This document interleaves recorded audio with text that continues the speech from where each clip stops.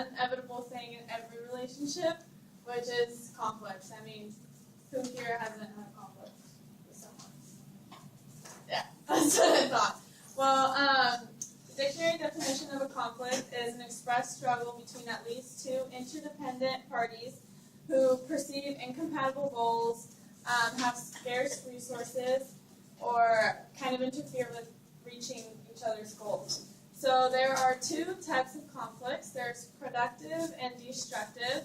They're kind of self-explanatory, but I'm going to kind of give you the gist of it. Productive conflict is kind of where you get into conflict with that other person or other party or whatever, and you come out of it with a compromise and stronger than ever.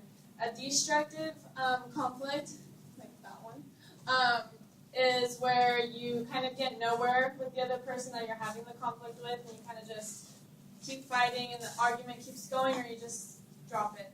And there are two conflict spirals for destructive conflicts. There's escalatory conflict spirals, which is kind of where there's manipulation, threat, and it just leads to fighting. And there's de-escalatory conflict spirals, which is, like I said, where you just avoid each other and withdraw each other from the whole conflict altogether. So now that I've told you about conflicts, I'm going to talk to you about the conflict management styles. The conflict management styles that there are. The first one is avoidance, which is where you just totally avoid the other person that you're having the fight with, and just kind of, you see that person, or when you talk about to that person, you just don't talk about the subject that you're having the conflict with. The second one is competition, which is where you kind of criticize the other person for even thinking that there's a conflict, or you put it all on them. And the third one is collaboration, which is probably the best management style. That's where you both kind of talk about each side, and you talk about, and you collaborate, and you come to a compromise at the end. One thing that I'm sure everyone has experienced is kitchen sinking.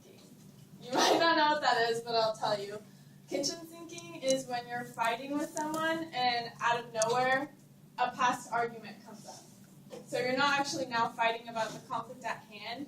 You're fighting about, oh, well, back then you did this to me, or back then this is what you did, stuff like that. I mean, it's so common. So you want to make sure not to do that. And the three things that you want to make sure to do is respect, time, and I. You always want to have respect for the other person that you're having the conflict with, because you expect that respect back from that person. Time, like I said, you don't want to kitchen sink. Don't go in the past to other conflicts. Stay in the conflict that you're actually having at hand. And also, when you have that conflict with the person, make sure to right away talk to them and let them know, hey, this is what's up. And the third one is I. You should always take responsibility and say, okay, I get what you're saying, or I understand I did this. Use I a lot so that the person knows that you're actually in the conversation and taking responsibility for what you have done or what they're saying. So now I'm going to move on to the communication responses to conflict. There are 5 communication responses to conflict. The first one is exit, which is where you're threatening to leave the relationship, or you physically remove yourself from the relationship altogether. The second one is voice, which is where you actually voice that you have a conflict and you talk about it and let each other know. The third one is loyalty, which is the most passive. You kind of just withdraw yourself, like I said in the beginning, and you don't talk about the conflict, and you kind of just let it under the rug. The third one is neglect, which is where you avoid the conflict at all, and you kind of say, well, there's no conflict, we're not having a conflict, and you kind of just neglect the whole conflict altogether. The third one is fair fighting, which is where you come to a compromise about the fight.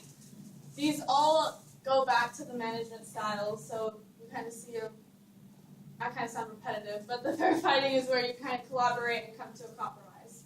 So I have talked to you about what a conflict is, the management styles, and the responses to conflict.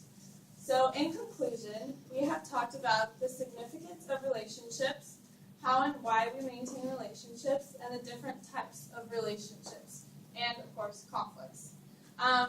My whole group hopes that you have a better understanding in sustaining relationships, and we hope that you can take something out of our presentation and kind of put it to use in your relationships that you have now or your future relationships.